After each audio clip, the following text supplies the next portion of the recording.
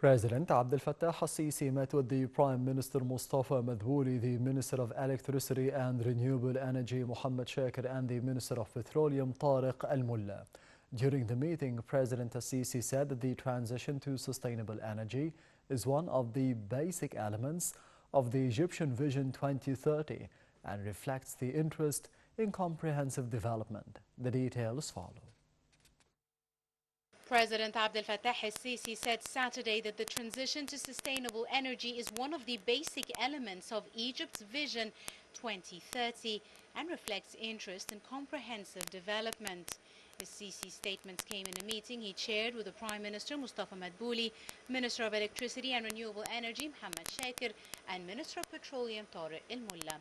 The President was briefed during the meeting on the government's efforts to implement the national strategy of green hydrogen, where the hydrogen production process and procedures for building national capabilities were reviewed. The Egyptian strategy goes directly towards becoming one of the leading countries in the low-carbon hydrogen economy in the world, which will allow the creation of more job opportunities and increase national income in the coming years. The meeting reviewed projects scheduled to be launched in the next phase of implementing the national strategy and the role that the state will play in reducing the cost of hydrogen production, as well as the targeted scenarios for reducing Egypt's imports of oil products.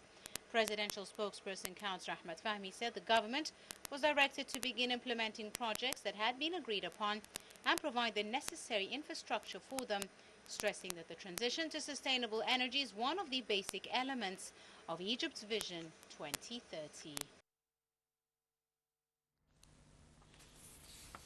President Abdel Fattah al-Sisi received a phone call from the Iranian President Ibrahim Raisi, who congratulated al-Sisi on winning the presidential elections. President al-Sisi praised the Iranian president's gesture.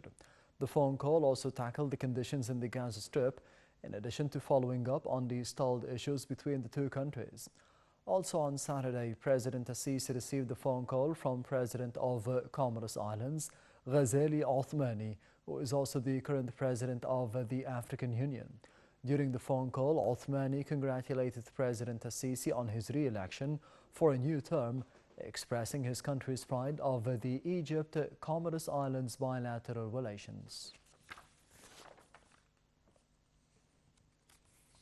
President Abdel Fattah al-Sisi sent congratulatory cables to the kings and leaders of the world countries on the occasion of Christmas. In his cable, the head of state expressed his sincere wishes to the world leaders on the occasion. The president also wished the world leaders a happy new year full of welfare and prosperity.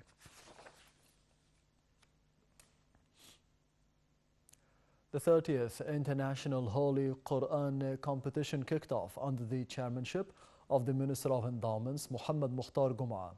During the opening ceremony, Gum'a delivered a speech on behalf of Prime Minister Mustafa Madbouli in the presence of a host of ministers, officials, ambassadors of Arab and foreign countries, lawmakers, media figures, and competitors of the event.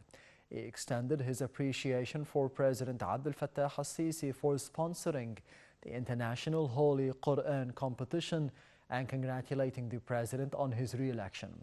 The 5-day contest is organized at the Egyptian Islamic Culture Center under the auspices of President al-Sisi, with more than £8 million in prizes.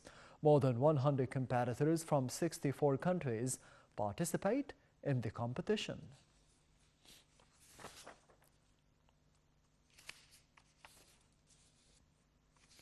Egypt welcomed the establishment of an international mechanism for delivering the humanitarian aid to the Gaza Strip, which is suffering from tragic conditions. In a statement by the Foreign Ministry, Egypt also welcomed the appointment of a high-level UN coordinator to facilitate the entry, coordination, monitoring and verification of the aid within the Gaza Strip. The statement said that Egypt considered the adoption of the Security Council resolution an important positive step towards alleviating the severity of the humanitarian suffering affecting Palestinian civilians and the basic services system in the Strip. The statement added that, however, the UN resolution did not include a demand for an immediate ceasefire.